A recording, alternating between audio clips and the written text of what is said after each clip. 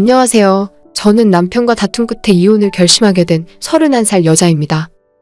우리가 결혼한 지 아직 1년이 채 지나지 않았고 둘 사이에 아이는 없어요. 어차피 이혼할 거라면 깔끔하게 헤어질 수 있을 때 하는 것이 낫다는 생각입니다. 원래 신혼 때는 맞춰가는 중이라 많이들 싸운다는데 저희는 안 맞는 정도가 아니라 세상 둘도 없는 원수지간이 되어버려서 얼굴 보고 이야기하는 것도 싫어요. 다른 신혼부부들도 저와 비슷한 생각을 갖고 있는지 그게 궁금해서 글을 쓰게 되었네요. 저는 얼마 전까지 직장 생활을 계속하고 있었습니다. 어렸을 때 부모님 따라 6년간 해외에서 생활을 했고 당시에 자연스레 얻게 된 영어 실력을 바탕으로 나름 탄탄한 중견기업을 다니고 있었어요. 제가 영어 특기자로 뽑히는 바람에 또래 친구들에 비해 대우가 좋았고 회사에서 입지도 나름 탄탄했습니다. 윗분들도 저를 좋아해 주셨고 항상 회사 내 큰 프로젝트가 새로 있으면 저를 먼저 찾으실 정도로 인정받고 있었죠. 이대로만 계속 있으면 진급도 수월하고 앞으로도 계속 문제없이 회사 다닐 수 있었어요. 저를 인정하지 않은 사람은 단 한 사람뿐이었는데 바로 제 남편이었습니다. 남편은 결혼 전부터 제가 일하는 것을 못마땅하게 생각했는데 아예 결혼식 올리고 난 뒤론 노골적으로 집에서 살림이나 하라고 하더군요. 저는 남편에게 우리가 아이를 가져서 어쩔 수 없이 육아휴직을 써야 할 때가 되기 전에는 커리어를 더 쌓고 싶고 회사를 계속 다니고 싶다고 이야기했습니다. 둘 다 벌이가 나쁘지 않으니 집안일을 3일에 한 번 정도 가사 도우미 아주머니를 불러서 청소도 부탁하고 빨래도 부탁하면 될 것 같다고 난 계속 회사 다니고 싶다고 했죠. 그렇게 처음엔 남편과 돈을 반반씩 내고 도우미 아주머니를 불렀어요. 일주일에 2번 오셔서 집안일을 해주셨고 그 비용을 남편과 반씩 부담했습니다. 청소와 빨래를 주로 부탁드렸고 저나 남편은 워낙 늦게 퇴근하기 때문에 저녁 8시, 9시쯤 보통 집에 들어오면 음식을 포장해서 먹거나 배달 음식으로 저녁을 때웠어요. 저는 먹는 것을 따지는 성격이 아니라 괜찮았는데 어느 날 남편이 배달 음식 먹다 말고 제게 이런 말을 하더라고요. 나도 결혼했는데 퇴근하고 집에 돌아오면 아내가 해준 따뜻한 밥 먹고 싶다. 하지만 나도 일을 하는 사람인데 어떻게 그게 가능하겠냐고? 이 시간에 퇴근해서 저녁밥 차리는 건 도저히 무리라고 이야기했습니다. 그러자 남편은 자기도 이제 참을 만큼 참았다고 저보고 집에서 살림하라 하더라고요. 한 달에 300만 원씩 줄 테니까 회사 그만두고 집에 붙어 있으라고 했습니다. 아주머니 부르던 거 그만하고 300만 원에서 제가 청소하고 저녁밥 정도만 차려놓으면 남은 돈에 대해서는 제게 묻지 않겠다네요.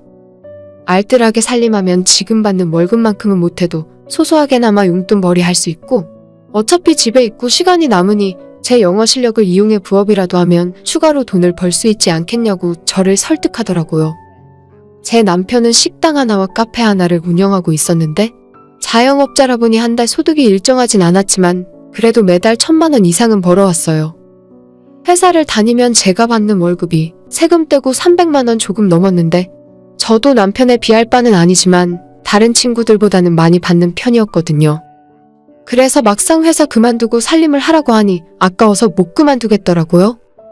남편은 제가 일 그만두고 안정적으로 내조를 해준다면 더 좋을 것 같고 아이 준비도 빠르게 할 수 있으니 더 좋은 방향이 아니냐고 하는 겁니다.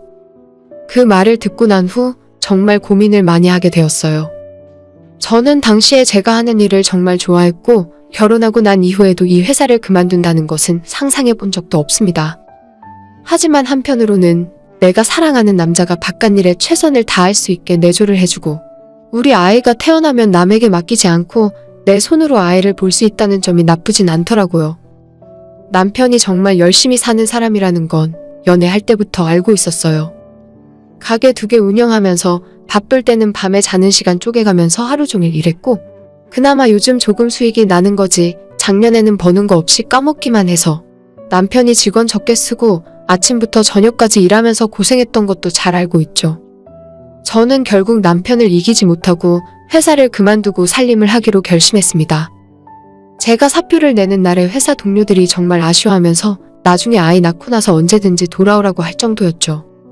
후임자를 뽑고 업무 인수인계까지 다 해준 뒤에 회사를 그만두고 나왔습니다. 남편은 바로 그날부터 제 통장에 300만 원씩 넣어주었어요. 처음에는 이렇게 사는 것도 나쁘지 않겠다 생각했습니다. 저는 평소에 성격이 딱 부러지는 것을 좋아해서 전업주부를 하게 된다면 기왕 하는 거 살림을 엄청 잘하고 싶었어요. 요리도 그전까지는 별로 해본 적이 없어서 가장 먼저 집 근처 요리학원부터 등록했습니다.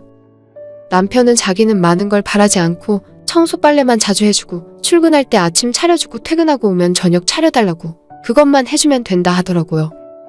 저도 전업주부라면 당연히 그 정도는 해야 하는 거라 생각해서 나름 열심히 했습니다.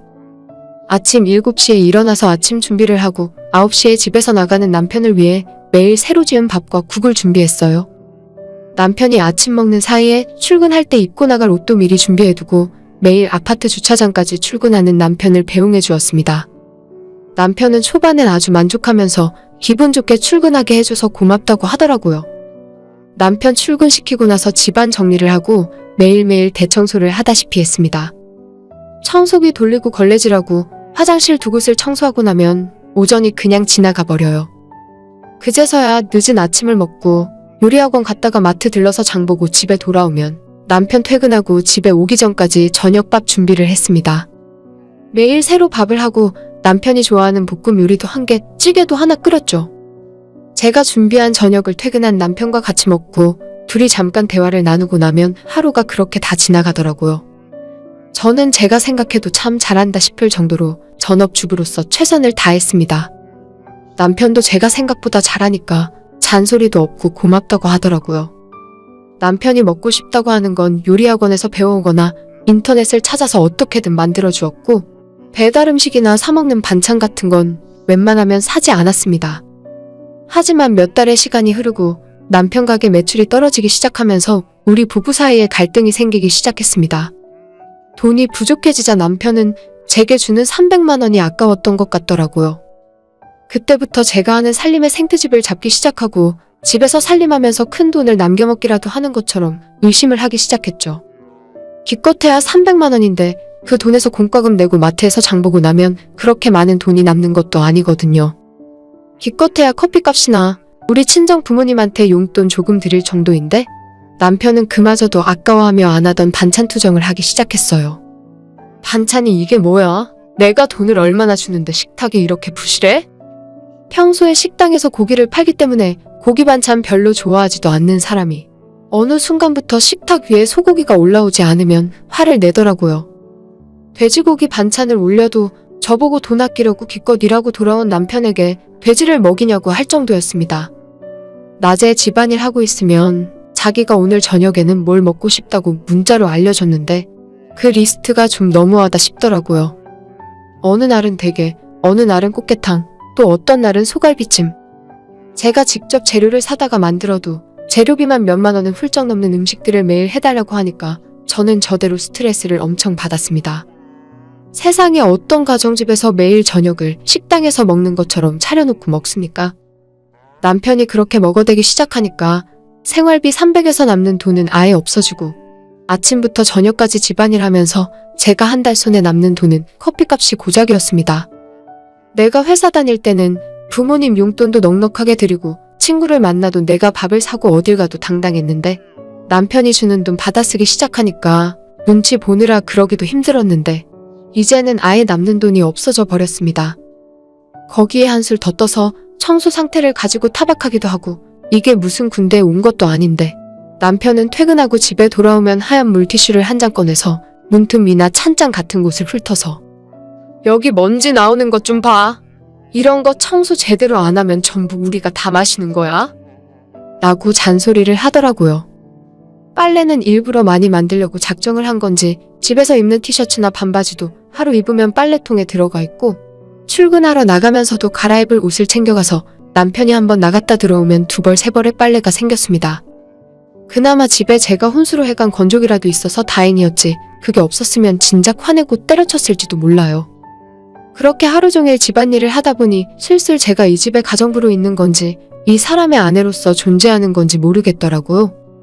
아이는 아이대로 지금 형편이 안 된다며 만들 생각도 없고 나는 남편 밥 해주려고 결혼해서 살고 있는 건가 스스로에게 너무 회의감이 들었어요. 남편에게 최대한 내색하지 않으려 했지만 제 스스로 감정이 쌓여가던 와중에 도저히 못 참고 폭발하게 되어버린 사건이 하나 있었습니다. 시부모님 모시고 남편과 함께 식사를 하는 자리였는데 그 자리에서 뜬금없이 남편이 앞으로 엄마 집안일 힘든 거 있으면 이 사람 불러다가 시켜. 저는 갑자기 이게 무슨 소리인가 싶었는데 남편은 제가 전업주부 생활하면서 시간이 많이 남으니까 언제든 편할 때 불러다 집안일도 시키고 부려 먹으라는 식으로 말하더라고요. 그래, 안 그래도 다음 주에 우리 집에서 친구들 모임을 할 생각인데 그때 너가 와서 음식 좀 해주고 수발 좀 들어주면 되겠다. 라고 시어머니까지 한술 더 뜨더라고요. 저는 그때 살면서 처음으로 속에서 뜨거운 불덩이가 확 올라오는 것을 느꼈습니다.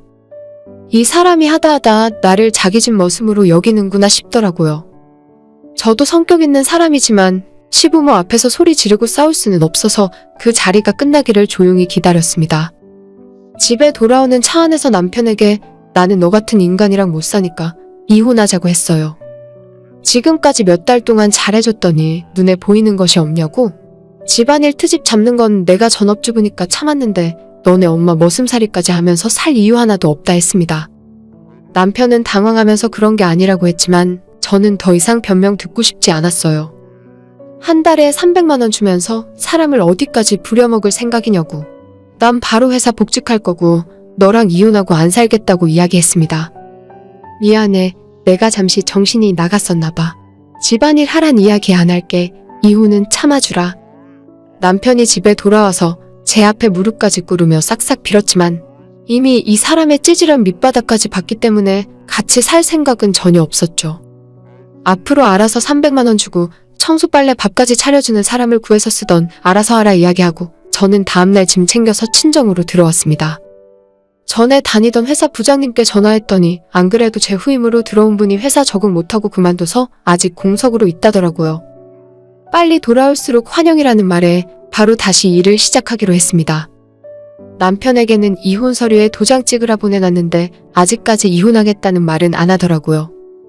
잘못했다고 용서해달라고 계속 제게 애원하고 있지만 시간이 지날수록 이혼하고 혼자 살아야겠다는 마음만 점점 더 커지고 있습니다.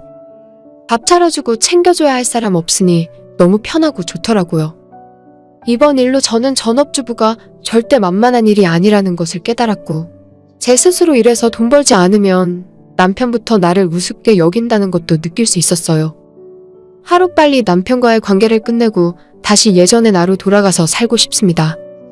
이젠 정말 모든 것이 지긋지긋하네요. 오늘의 제 이야기는 여기까지입니다. 끝까지 들어주셔서 정말 감사드려요. 다들 행복하시고 좋은 하루 보내시길 바랍니다.